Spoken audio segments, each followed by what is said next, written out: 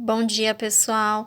Minha indicação de leitura dessa semana é o Dom Casmurro, do Machado de Assis, tá? Foi um livro que eu iniciei e terminei em 4 dias. É um romance envolvente, você começa e sente aquela ansiedade em descobrir o quanto antes o desenrolar das coisas. O interessante é que o Machado de Assis, ele deu voz pro personagem. Então, dessa forma, o personagem é o narrador. Tá? Ele conta a sua própria história. Então, aos 55 anos, o Bentinho Santiago, que é o personagem principal, conhecido como Dom Casmurro, ele conta a história em primeira pessoa, desde a infância até a velhice. E aí ele vai enfatizando um sentimento de amor que ele teve por uma vizinha, a Capitu. No início do livro, o Bentinho explica de onde surgiu esse apelido Dom Casmurro, que por sinal é o título aqui do livro, tá? Lembrando que Casmurro significa introspectivo, calado, um tanto antipático. Mas eu não vou dizer como surgiu esse apelido, não. Leiam para descobrir. No começo aqui da história ele já explica, tá?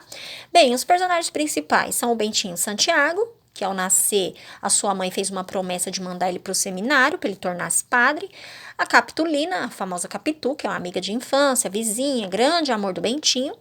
O Ezequiel Escobar, que é o amigo de seminário do Bentinho. A Sancha, que é amiga de Capitu e mais à frente esposa do Escobar.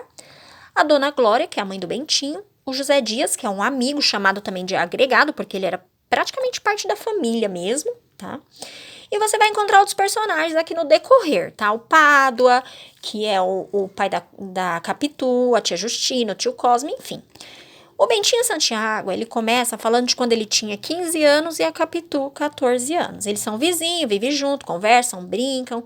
E aí ele narra uma tarde em que ele escuta a mãe dele chorando, falando pro José Dias que precisa mandar o filho pro seminário, que tá chegando a hora de mandar. Porque assim, ela fez a promessa, mas na verdade ela não queria se separar do filho, sabe? Ela tava um pouco arrependida da promessa, mas fazer o quê? Era muito devota, ela não ia deixar, ela não ia ficar em dívida. Então ela tava sofrendo porque tava se aproximando o tempo de mandar ele. E o Bentinho escuta isso atrás da porta, inclusive o José Dias dando força, né? Ah, não, olha, é melhor mandar logo, porque ele fica aí com essa vizinha, pra lá e pra cá com o Capitu, de repente começa um namoro, aí as coisas vão se complicar mais ainda.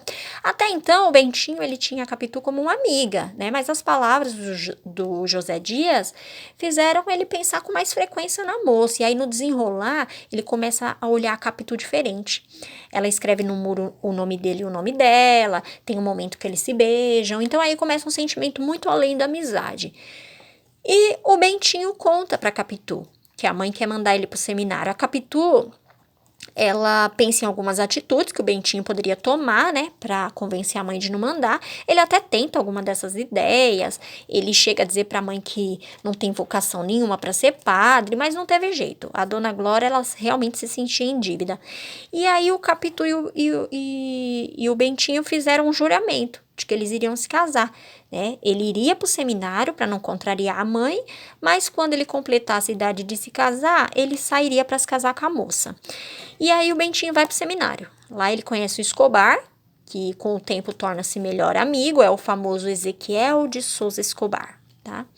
O Bentinho, ele ficava no seminário e aos finais de semana ele ia para casa. Houve finais de semana que o Escobar almoçou na casa dele, jantou, né? A Capitu conheceu o Escobar também, então ficou ali aquela amizade meio familiar. O Escobar conquistou a família toda, todo mundo gostava dele. É importante dizer, gente, sobre a personalidade do Bentinho e da Capitu. O Bentinho, ele era mega ciumento e com o tempo isso foi se intensificando. A Capitu, ela era um docinho, mas bem astuta, um pouco dissimulada, persuasiva, inclusive. Bom, o Bentinho meio que se acostumou nessa vida, né? Vai para o seminário, volta final de semana para casa. E o Escobar cada vez mais amigo e tudo, até que o Bentinho resolve contar o segredo dele pro Escobar. Olha, amigo, eu não pretendo ser padre, sabe? Eu gosto de uma moça, eu não quero ficar muito tempo aqui, eu preciso achar um jeito, minha mãe fez uma promessa, enfim. E aí o Escobar confessa que também não quer ser padre, porque ele tem o sonho de ser comerciante, aí eles selaram essa amizade de confidentes. E um dia o Escobar, ele deu uma ideia pro Bentinho. Ele fala assim, olha, se sua mãe prometeu dar ao senhor um sacerdote, então ela pode adotar um órfão e fazer isso, não precisa ser você.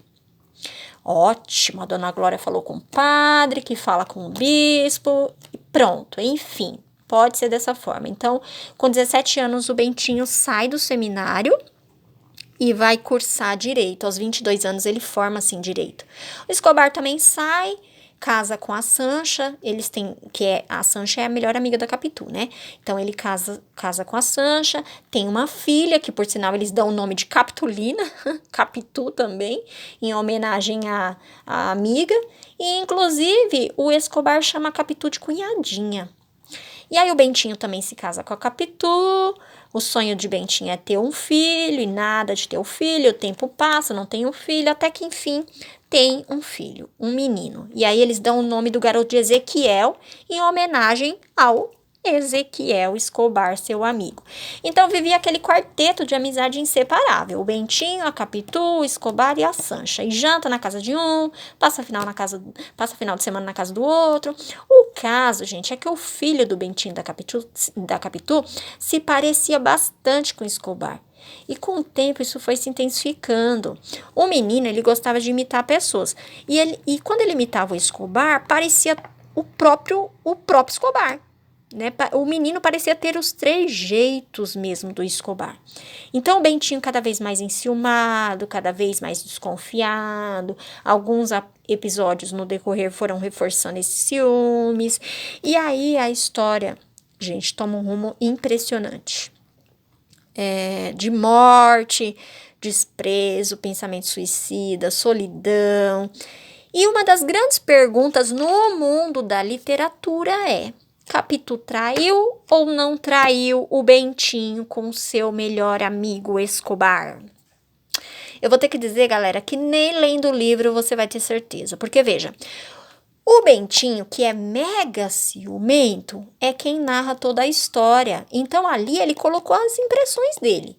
O ponto de vista dele. A Capitu, ela não tem espaço para defesa. Os indícios, eles foram apontados por um apaixonado possessivo e ciumento. Então, euzinha, concluí que não traiu. Que o Bentinho, infelizmente, deixou o ciúme estragar essa linda história de amor. Mas tem quem ache que ela traiu, sim. Então, eu quero saber agora o que é que você acha. Então, lê e me diz. Eu posso garantir que esse romance vai te prender do início ao fim, gente. No final, você vai dizer, uau, é simplesmente espetacular. Boa leitura, galera!